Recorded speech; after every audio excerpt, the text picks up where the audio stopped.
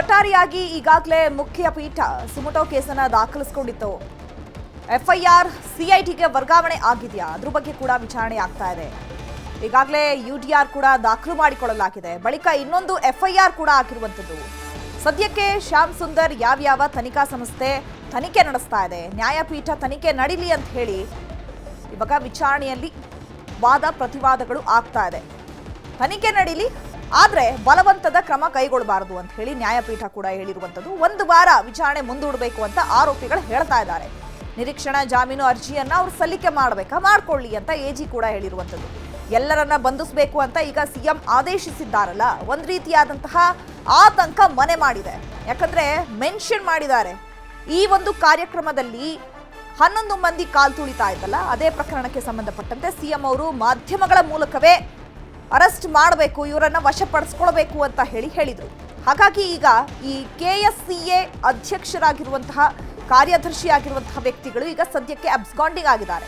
But ಆದ್ರೆ ಈ ವಿಧಾನಸೌಧದ ಮೆಟ್ಟಿಲುಗಳ ಮುಂಭಾಗದಲ್ಲಿ ಕಾರ್ಯಕ್ರಮವನ್ನ ಮಾಡಬೇಕು ಅನ್ನುವಂತಹ ಉದ್ದೇಶದಿಂದ ಸರ್ಕಾರಕ್ಕೆ ಪತ್ರ ಬರೆದಿರುವಂಥದ್ದು ನಿಜ. ಕೆಎಸ್ಸಿಎ ಪತ್ರವನ್ನ ಬರೆದಿದೆ, ಅದರಲ್ಲಿ ಕ್ಲಿಯರ್ ಆಗಿ ಮೆನ್ಷನ್ ಆಗಿದೆ.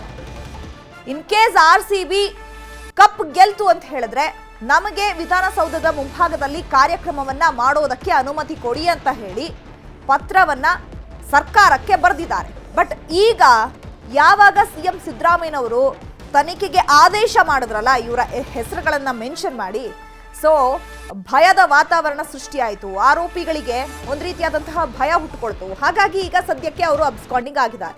ಬಟ್ ಹೈಕೋರ್ಟ್ನಲ್ಲಿ ಈಗ ರಿಟ್ ಅರ್ಜಿ ವಿಚಾರಣೆ ಆಗ್ತಾ ಇರುವಂಥದ್ದು, ವಾದ ಪ್ರತಿವಾದಗಳು ಕೂಡ ಆಗ್ತಾ ಇದೆ. ಯಾಕಂದ್ರೆ 11 ಮಂದಿಯ ಸಾವು ತಮಾಷೆ ಮಾತಲ್ಲ. ಇಲ್ಲಿ ಯಾರು ಹೊಣೆ ಹೊತ್ಕೊಳ್ತಾರೆ ಅನ್ನೋದಕ್ಕಿಂತ ಈ ಸಾವುಗಳಿಗೆ ನೇರವಾಗಿ ಯಾರು ಕಾರಣ ಆಗಿದಾರಲ್ಲ ಅವರಿಗೆ ತಕ್ಕ ಶಿಕ್ಷೆ ಆಗಬೇಕು. ಯಾಕಂದ್ರೆ ತಪ್ಪು ಮಾಡಿರೋದು ಒಬ್ರು, ಶಿಕ್ಷೆ ಅನುಭವಿಸ್ತಾ ಇರೋದು ಇನ್ನೊಬ್ರು. ಯಾಕಂದ್ರೆ ಎಲ್ರಿಗೂ ಗೊತ್ತಿದೆ ಈ ವಿಚಾರದಲ್ಲಿ ಯಾರ್ಯಾರ ತಪ್ಪುಗಳು ಎದ್ದು ಕಾಣಿಸ್ತಾ ಇದೆ ಅನ್ನುವಂಥದ್ದು. ಈ ವಿಚಾರವನ್ನ ನೋಡಿದವ್ರು ಎಲ್ರಿಗೂ ಕೂಡ ಗೊತ್ತು. ಬಟ್ ಆದ್ರೆ ತಮ್ಮ ಸ್ಥಾನವನ್ನ ಉಳಿಸ್ಕೊಳ್ಳೋದಕ್ಕೆ ಬೇರೆಯವರನ್ನ ಬಲಿಪಶು ಮಾಡ್ತಾ ಇರುವಂಥದ್ದು. ಹಾಗಾಗಿ ಈಗ ನಮ್ಮ ಮೇಲೆ ಏನ್ ಎಫ್ಐಆರ್ ಆಗಿದೆ ಅಥವಾ ನಮ್ಮ ಮೇಲೆ ಏನ್ ಆರೋಪಗಳು ಕೇಳಿ ಬರ್ತಾ ಇದೆಯಲ್ಲ, ಅದೆಲ್ಲವನ್ನ ನೀವು ಬಿಡಬೇಕು ಅಂತ ಹೇಳಿ ಹೈಕೋರ್ಟ್ಗೆ ರಿಟ್ ಅರ್ಜಿಯನ್ನ ಹಾಕಲಾಗಿತ್ತು. ಬಟ್ ಹೈಕೋರ್ಟ್ ಯಾವುದೇ ಕಾರಣಕ್ಕೂ ತನಿಖೆಯನ್ನ ಮುಂದೂಡೋದಕ್ಕೆ ಆಗೋದಿಲ್ಲ, ತನಿಖೆಯನ್ನ ಮಾಡೇ ಮಾಡ್ತೀವಿ. ಯಾಕಂದ್ರೆ 11 ಮಂದಿಯ ಸಾವಿಗೆ ಕಾರಣ ಯಾರು ಅಂತ ಗೊತ್ತಾಗಬೇಕಲ್ಲ.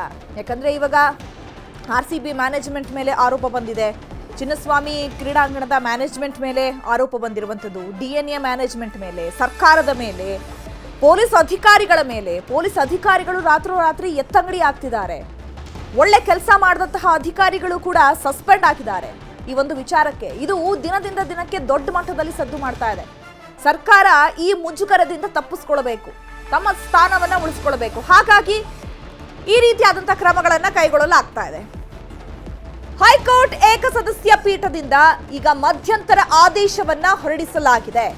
ಕೆಎಸ್ಸಿಎ ಅಧಿಕಾರಿಗಳ ವಿರುದ್ಧ ಬಲವಂತದ ಕ್ರಮ ಬೇಡ ಅಂತ ಹೇಳಿ ಹೈಕೋರ್ಟ್ ಈಗ ಸ್ಪಷ್ಟಪಡಿಸಿದೆ. ಕೆಎಸ್ಸಿಎ ಅಧಿಕಾರಿಗಳ ವಿರುದ್ಧವಾಗಿ ಬಲವಂತದ ಕ್ರಮವನ್ನ ಕೈಗೊಳ್ಳಬಾರದು ಹೀಗಂತ ಹೈಕೋರ್ಟ್ ಏಕಸದಸ್ಯ ಪೀಠದಿಂದ ಮಧ್ಯಂತರ ಆದೇಶ ನೀಡಲಾಗಿದೆ. ಅರ್ಜಿದಾರರ ವಿರುದ್ಧ ಬಲವಂತದ ಕ್ರಮ ಬೇಡ ಅಂತ ಹೇಳಿ ಆದೇಶವನ್ನ ಹೊರಡಿಸಲಾಗಿದೆ.